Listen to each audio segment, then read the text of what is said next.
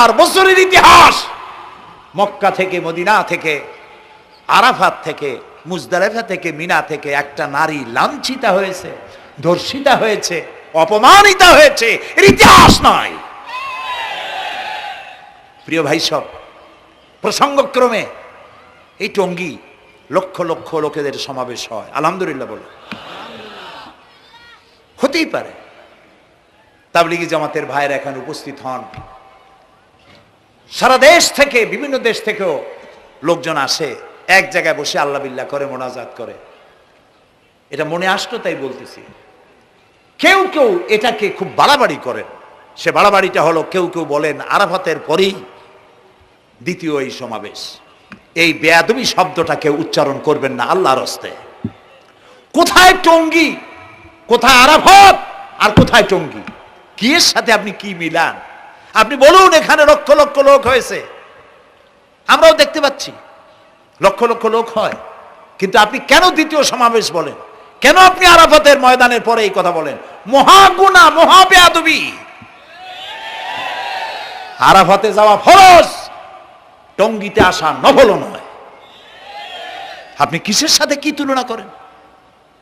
জিন্দিগিতে এই চিন্তা করবেন না। কিছু কিছু লোক আছে গ্রামের মধ্যে, অবশ্য কোনো আলেম, কোনো মুরব্বীরা এইসব কথা বলেন না। মূর্খ যারা, তারা এই ধরনের কথা ছড়াইছে গ্রামে। 3 বার টঙ্গীতে আসতে পারলে 1 হজের সওয়াব হয়। বলেন নাউজুবিল্লাহ। শুধু 3 বার না, কিয়ামত পর্যন্ত লোকের এখানে আসতে থাকলে আরাফাতের ময়দানে 1 সেকেন্ডের যে সওয়াব হবে তাও হবে না। আরাফাত হচ্ছে সেই ময়দান যেখানে আদম আলাইহিস সালাম থেকে শুরু করে মুহাম্মদ রাসূলুল্লাহ সাল্লাল্লাহু আলাইহি সাল্লাম পর্যন্ত সব নবীদের চোখের পানি শুকিয়েছে। পৃথিবীর কোটি কোটি মানুষ এখানে কাঁদছে। আর আল্লাহ রাসূল বলেছেন, আল হাজ্জুল মাবরুর লাইসা লাহুল জাযাউ ইল্লাল জান্নাহ। একটা কবুল হজের সওয়াব আল্লাহর কাছে বেহেশত দেওয়া ছাড়া আর কিছুই নেই। মান হাজ্জা লিল্লাহ ফালাম ইয়ারফুস ওয়ালাম ইয়াফসুক রাজা কায়াউমিন ওয়ালাদাতহু উম্মুহু, রাওয়াহুল বুখারী। বুখারী শরীফের হাদিস। রাসূলুল্লাহ বলছেন, আরাফাতের ময়দান থেকে হাজিরা যখন বেরিয়ে যায় সন্ধ্যায়, মা যেমন নিষ্পাপ সন্তান প্রসব করে, আরাফাত থেকে হাজিরা তেমন নিষ্পাপ হয়ে বেরিয়ে যায়। আল্লাহর হস্তে আপনারা এই তুলনাটা কেউ করবেন না। বলবেন অনেক বড় সমাবেশ হয়েছে, লক্ষ লক্ষ লোক হয়েছে, বাস শেষ। এটা দ্বিতীয় সমাবেশ, আরাফাতের পরের এটা দ্বিতীয় স্থান অবলম্বন করেছে। এইসব বাজে কথা আর একদিনও বলবেন না। মহাবেয়াদবি যদি কেউ বলে থাকেন, আস্তাগফিরুল্লাহ পড়ুন, পড়েন আস্তাগফিরুল্লাহ। আল্লাহ সবাইকে ক্ষমা করুন, বলুন আমিন। এখানে আসলে দোয়া কবুল হবেই, কোনো গ্যারান্টি নাই, কোনো গ্যারান্টি নাই। কিন্তু রাসূলুল্লাহ বলেছেন আরাফাতের ময়দানে দোয়া কবুল হয়। রাসূলুল্লাহ বলেছেন, আল্লাহর ঘরের কাছে দাঁড়ায়া, মুলতাজিমে দাঁড়ায়া এমন কোন দোয়া করি নাই যে আল্লাহ কবুল করেন নাই। কাজে এই সব চিন্তা করবেন না। প্রিয় ভাই সব, রসুলের প্রতি ঈমান আনতে হলে রসুলের জীবনকে জানতে হবে। রসুলের জীবন আমরা অনেকেই জানি না। বাংলা ভাষায় বহুত বইপত্র বেরিয়েছে রসুলের জীবনী সংক্রান্ত। মেহেরবানি করে কিনবেন এবং পড়বেন। রসুলের প্রতি ঈমানের অর্থ হলো রসুলুল্লাহর পা থেকে শুরু করে মাথা পর্যন্ত সবটা আমল করা এবং তাকে মোহাব্বত করা। রসুলকে কি করবো আমরা? কি মোহাম্মদ সে ওয়াফা তূনে তু হাম তেরে ये जहां चीज ही क्या लोह कलम तेरे है। মুহাম্মদ সাল্লাল্লাহু আলাইহি সাল্লামের সঙ্গে যদি তুমি মহব্বতের কানেকশন জুড়িয়ে দিতে পারো, তার অনুসরণ আর অনুকরণ যদি করতে পারো, আকাশ আর জমিন তো দূরের কথা, লোহ কলম পর্যন্ত আল্লাহ তোমার জন্য করে দেবে। নবী করিম সাল্লাল্লাহু আলাইহি সাল্লামের উপর ঈমান আনার অর্থ হলো তার অনুসরণ অনুকরণ করা। 3 নম্বরে ওয়াতুজাহিদুনা ফি সাবিলিল্লাহি বিআমওয়ালিকুম ওয়া আনফুসিকুম। আল্লাহর রাস্তায় লড়াই করো জান দিয়া আর মাল দিয়া। কি দিয়া কোন তো? জান দিয়া আর মাল দিয়া। আমরা কিন্তু বলি, হুজুর আসি আপনার সাথে, আপনার পিছনে আসি, জানটা দিয়ে দেব। এই মানুষেরা খুব চালাক। আপনি জান দিলে তো মাল থেকে যাবে। আগে দেবেন কি? মাল, পরে দেবেন জান। মাল দিতে হবে, জান দিতে হবে। আল্লাহর দ্বীন প্রতিষ্ঠার জন্য রাসূলুল্লাহ জীবন দিয়ে, সাহাবায়ে কেরাম জীবন দিয়েছেন, রাসূলুল্লাহ রক্ত দিয়েছেন, দান মোবারক শহীদ হয়েছে। আমি দেখেছি ওহদের মাঠে, আমি ওহদে যখন সফর করেছি, আল্লাহ বহুবার নিয়েছেন আলহামদুলিল্লাহ। আমাকে সেখানকার একজন আলেম মদিনার, তিনি আমাকে নিয়ে গেলেন ওহদে বেশ কয়েক বছর আগে। ওহদে গিয়ে দেখলাম, আমাকে দেখালো যে নবী করিম সাল্লাল্লাহু আলাইহি সাল্লামের যেখানে দান শহীদ হয়ে গিয়েছিল, দাঁত মোবারক শহীদ হয়েছে, রাসূলুল্লাহ বেহুশ হয়ে পড়ে গেছিলেন। তাকে হযরতে আবু বকর, হযরত ওমর, হযরত ওসমান এই তিনজনে উঁচু করে নিরাপদ জায়গায় নেওয়ার জন্য দৌড়াচ্ছিলেন। পাহাড়ের উপরে যখন উঠতেছিলেন, ওই তিনজন রাসূলকে ঘাড়ে করে নিয়ে উঠতেছেন, পাহাড় তখন কাঁপতেছিল, পাহাড় কাঁপতেছে, এত বড় কাঁপন উঠেছে পাহাড়ের।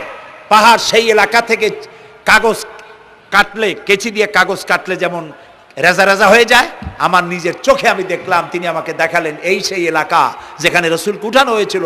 পাহাড় আল্লাহর ভয়তে কাঁপতেছিল তরতর করে। সেই উঁচা জায়গা, একটা বিশ্রামের মতো জায়গা পাহাড়ের মধ্যে, সেইখানে তাকে নিয়ে যখন রাসূলকে যখন শোয়ানো হচ্ছিল, পাহাড় কাঁপতেছে। নবী করিম সাল্লাল্লাহু আলাইহি সাল্লাম তখন বলছেন, উসবুতি ইয়া জিবাল, উসবুতি ইয়া জিবাল, ইন্নাকা আলাইয়া নবিয়ান ওয়াস সিদ্দিকিন ওয়াস শাহীদাইন। হে পাহাড়, উসবুতি ইয়া জিবাল, হে পাহাড় থেমে যা, তোর উপর আল্লাহর নবী, তোর উপরে সিদ্দিক আর দুইজন শহীদ দাঁড়িয়ে আছে, থেমে যা।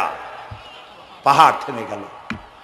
সিদ্দিক হযরত আবু বকর, দুইজন শহীদ তোর উপরে, হযরতে ওমর, হযরতে ওসমান রাদিয়াল্লাহু তাআলা আনহুমা। কবে শহীদ হবে রাসূলুল্লাহ আজকে বলতেছেন, তোর উপরে দুইজন শহীদ দাঁড়িয়ে আছে।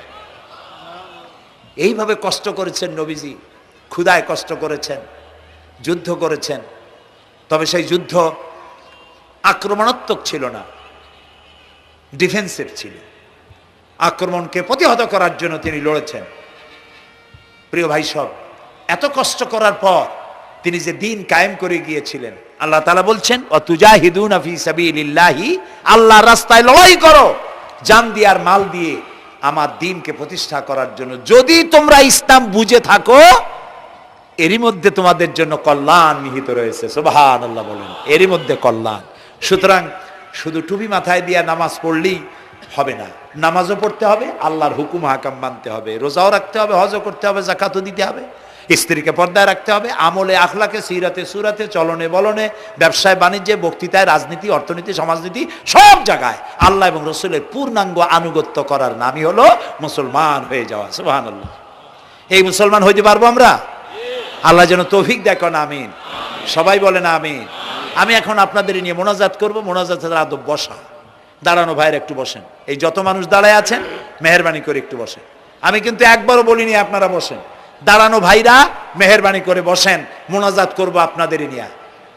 প্রায় 2 লক্ষ লোক মারা গেছে ভূমিকম্পে, আর 1 লাখের উপরে নিখোঁজ। তাদের জন্য দোয়া করবেন না? যে আল্লাহ আমাদের বাঁচাই দিলেন, তার জন্য দোয়া শুকর আদায় করবেন না? সুতরাং বসেন, বসতে বলছি, দাঁড়াতে বলিনি। মোনাজাতের জন্য সবাই বসেন, আর একটু জোরে সরে জিকির করেন, লা ইলাহা লা ইলাহা।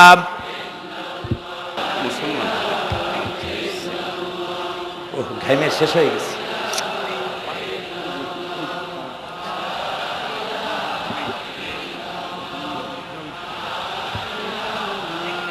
বয়স কত? বাড়ি কোথায়?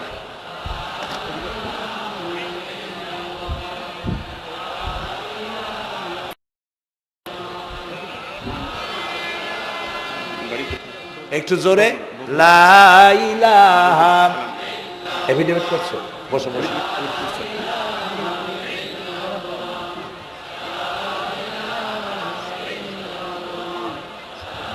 আচ্ছা, আমি তো মোনাজাতের কথা বলছি। মোনাজাত থুয়ে যদি কেউ হাঁটে, তো এটা একটা বড় বদকিসমতির ব্যাপার। এত মানুষ একসাথে আল্লাহর কাছে মোনাজাতের লোক কিভাবে সামলান, কেমনে হাঁটেন? এক যুবক ইসলাম কবুল করার জন্য আসছে, টঙ্গিতেই থাকো,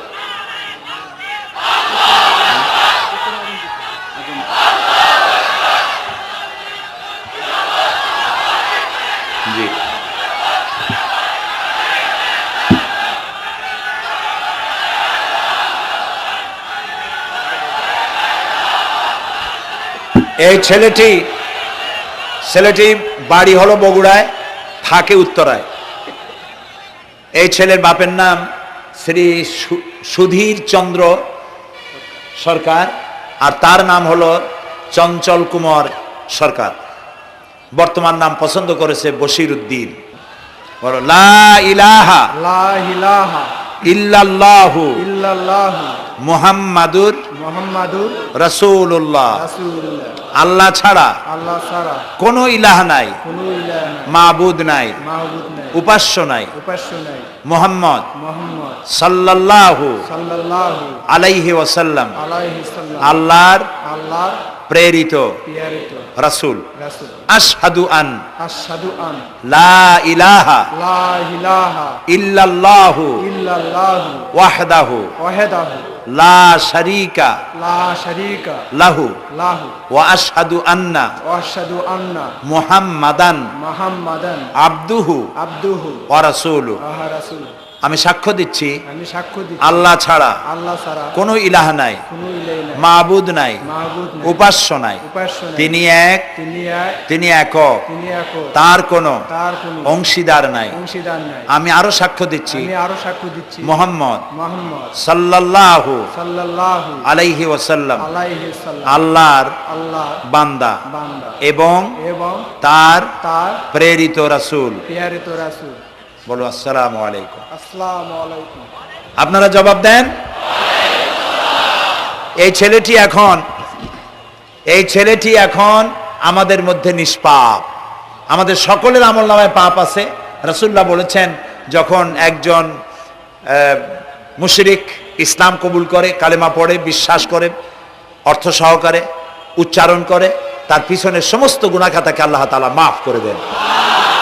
সুতরাং আমরা তার জন্য দোয়া করি, আল্লাহ যেন তাকে খাঁটি মুসলমান বানায় দেন। আমরা সবাই বলি আমিন। প্রিয় ভাই সব, মোনাজাতের পর এশার আজান হবে। আমরা বা জামাত এশার নামাজ পড়ে যাব ইনশাআল্লাহ। বলেন ইনশাআল্লাহ।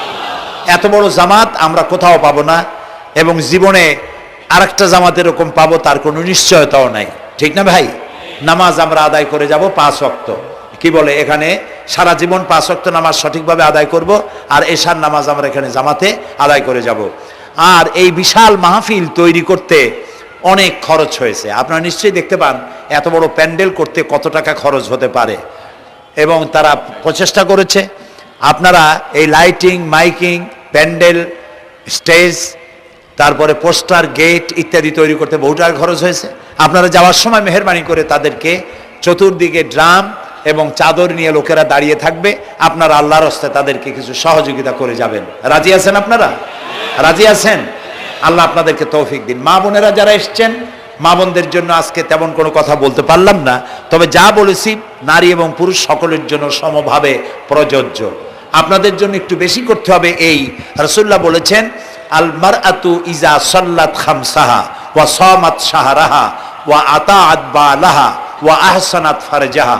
রাসূলুল্লাহ বলেছেন, যেসব মহিলারা 5 ওয়াক্ত নামাজ সঠিকভাবে আদায় করে, রমজান মোবারকের রোজা রাখে, সতীত্বের হেফাজত করে, স্বামীর আনুগত্য করে চলে, কিয়ামতের দিন ওই সব মহিলারা আল্লাহর জান্নাতের যে দরজা দিয়া খুশি সেই দরজা দিয়া জান্নাতে প্রবেশ করতে পারবে। সুতরাং আপনারা এই কথাগুলি মেনে চলুন। আল্লাহ আপনাদেরকে তৌফিক দিন। আমি মোনাজাত করব এখনই, আপনারা যাওয়ার সময় সকলে সহযোগিতা করে যাবেন। আর নামাজের জন্য একটি বই আছে, চরিত্র গঠনে নামাজের অবদান। আমরা যে নামাজ পড়ি, অনেক সময় নামাজ হয় না। রাসূলুল্লাহ বলেছেন, সাল্লু কামা রাআইতুমুনি উসাল্লি। নামাজ পড়ো সেইভাবে যেভাবে আমাকে নামাজ পড়তে দেখো। জীবনের শ্রেষ্ঠ ইবাদত নামাজ, তাই যদি সঠিক না হলো তাহলে পণ্ডশ্রম হয়ে যাবে। এই জন্য নামাজ কিভাবে মানুষের চরিত্রে অবদান রাখে, আর নামাজটা কেমনে পড়তে হবে, রাসূলুল্লাহ কিভাবে পড়েছিলেন, সেটি আমার এই বইটিতে লেখা আছে। এটি চরিত্র গঠনের নামাজের অবদান। এখানে লাইব্রেরি আসছে, কোথায় আপনারা খুঁজে বের করে সেটা নিয়ে যাবেন। আর একটি হলো সূরা লোকমান। সূরা লোকমানের 2টা রুকুর তাফসির করেছিলাম আমি চট্টগ্রামে, মাত্র 2 রুকুর তাফসির। এই 2 রুকুর তাফসির 5 দিনে শোনার পর 48 জন হিন্দু, বৌদ্ধ, মুসলমান হয়ে গিয়েছিল। যাকাত সম্পর্কে, মা বাপের অধিকার সম্পর্কে হযরতে লোকমান তার সন্তানকে যে নসিহত করেছে, সেই নসিহত 9টা নসিহত ছিল। ওই নসিহতগুলি আল্লাহর এত পছন্দ হয়েছে যে আল্লাহ তাআলা নিজে লোকমানের নসিহত কোরআন শরীফে উঠাই দিয়েছে, সুবহানাল্লাহ। সুতরাং আমার নিজের, আমার সন্তানদের ভালো করার জন্য এই নসিহতগুলি দরকার। এটির নাম যারা ক্যাসেট থেকে উদ্ধার করেছে, নাম হলো তাফসিরে সাঈদী লোকমান, সূরা লোকমান। এ পর্যন্ত 4টা তাফসির বেরিয়েছে তাফসিরে সাঈদী নামে, যেগুলি আমি তাফসির করেছি চট্টগ্রামে, সেগুলি এসব বই ওখানে পাওয়া যাবে। এই বইগুলি আপনারা লাইব্রেরি থেকে, এখানে মোবাইল লাইব্রেরি এসছে ঢাকা শহর থেকে, সন্ধান করে আপনারা নিয়ে যাবেন। আল্লাহ তাআলা আপনাদেরকে তৌফিক দান করুন। যাওয়ার সময় মাহফিলকে সাহায্য করে যাবেন, আর নামাজে সালাতুল এশা আদায় করে যাবেন। আল্লাহুম্মা আমিন। ربنا ظلمنا أنفسنا وإن لم تغفر لنا وترحمنا لنكونن من الخاسرين ربنا لا تزغ قلوبنا بعد إذ هديتنا وهب لنا من لدنك رحمة إنك أنت الوهاب أي الله تعالى হাজার হাজার মুসলিম জনতা, পুরুষ এবং নারী, আমরা তোমার দরবারে হাত তুলেছি, গুনার বোঝা মাথায় নিয়ে হাত তুলেছি। দয়া করে আমাদের জিন্দেগীর সমস্ত গুনাহ খাতাকে আল্লাহ মাফ করে দাও। আয় আল্লাহ তাআলা, আমাদের মধ্য থেকে আমাদের মা বাপ যাদের দুনিয়া থেকে বিদায় হয়ে গেল, কবরগুলিকে জান্নাতের টুকরায় পরিণত করে দাও। রব্বির হামহুমা কামা রব্বায়ানি সগীরা। সবাই পড়েন, রব্বির হামহুমা কামা রব্বায়ানি সগীরা। আয় আল্লাহ তাআলা, तमाम পৃথিবীতে আজ মুসলমানেরা বড়ই বিপদে আছে। হায় আল্লাহ তাআলা, বিপদগ্রস্ত মুসলমানদেরকে তুমি সাহায্য করো রব্বুল আলামিন। ইরাকের মাজলুম মুসলমানদের হাতে ইরাকের জমিন উঠায় দাও। হায় আল্লাহ তাআলা, জালিমদেরকে তুমি নস্তনাবুদ করে দাও। আল্লাহ তাআলা, বাংলাদেশ আমাদের প্রিয় জন্মভূমি, এই দেশের উপরে তোমার খাস রহমত নাজিল করো। হায় আল্লাহ তাআলা, ভূমিকম্পে আশেপাশের দেশগুলির মারাত্মক ক্ষতি হয়ে গেল। আল্লাহ তাআলা, তুমি আমাদেরকে দয়া করে বাঁচাই দিয়েছো। কিয়ামত পর্যন্ত আসমান আর জমিনের সব মুসিবত থেকে আমাদের দেশকে তুমি হেফাজত করো রব্বুল আলামিন। আমাদের স্ত্রী পুত্র পরিজন যাদেরকে তুমি দান করেছো, সবগুলিকে দিনদার, ইমানদার, নামাজি মুসলমান বানাইয়া দাও। আয় আল্লাহ তাআলা, এই মাহফিলের আয়োজন যারা করেছেন, কষ্ট করেছেন, পয়সা দিয়েছেন এবং দেবেন, সকলকে আল্লাহ তাআলা ইমানে কামেল সকলকে দিয়ে দাও। আমাদেরকে তোমার মকবুল বান্দাদের মধ্যে শামিল করে নাও। আল্লাহ তাআলা, যারা হজে চলে গেছেন, যারা রাস্তায় আছেন যাওয়ার পথে, এবং আরো যারা যাবেন, আল্লাহ তাআলা সকলের যাতায়াত আসান করে দাও, সকলের হজকে কবুল করে নাও। যারা হজ করেন নাই, এই মাঠে আজকে যারা উপস্থিত, মন চায় যেতে, আল্লাহ তাআলা তাদেরকে যাওয়ার ব্যবস্থা করে দাও। আল্লাহ তাআলা, মা বোন যারা এসেছেন, মা বোনদের গুনাহ খাতাকে মাফ করে দাও, মা বোনদের অসুখ ব্যাধি মাফ করে দাও, তাদের কেমন আমল করার তৌফিক দাও, যাতে করে কিয়ামতে হযরতে আয়েশা খাদিজার সঙ্গে আসর নসিব হয়ে যায়।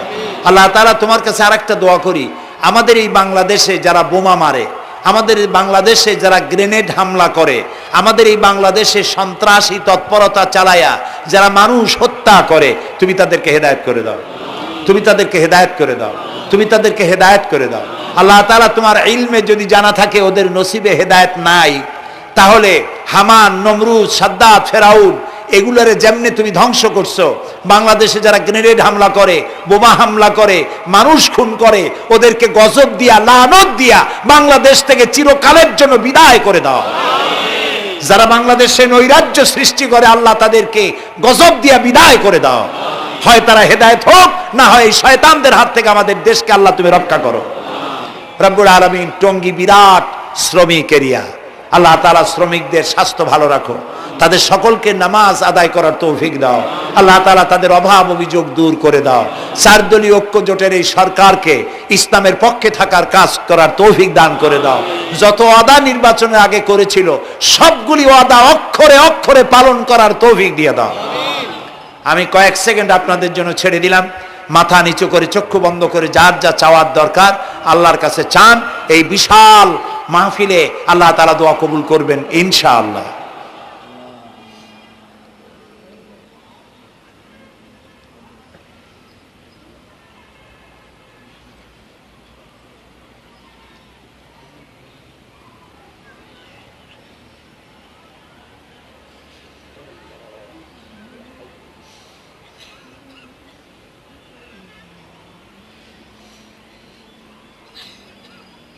আয় আল্লাহ, তোমার আরশে আজিম থেকে তুমি দয়া করে তোমার রহমতের নজর দিয়ে টঙ্গীর এই মাঠের দিকে তাকাও। আল্লাহ তাআলা, আমরা কোন পীর বুজুর্গ, খাজা বাবা অথবা দুনিয়ার কোন শক্তির কাছে, রাজা বাদশার কাছে হাত তুলি নাই। বিশাল আকাশের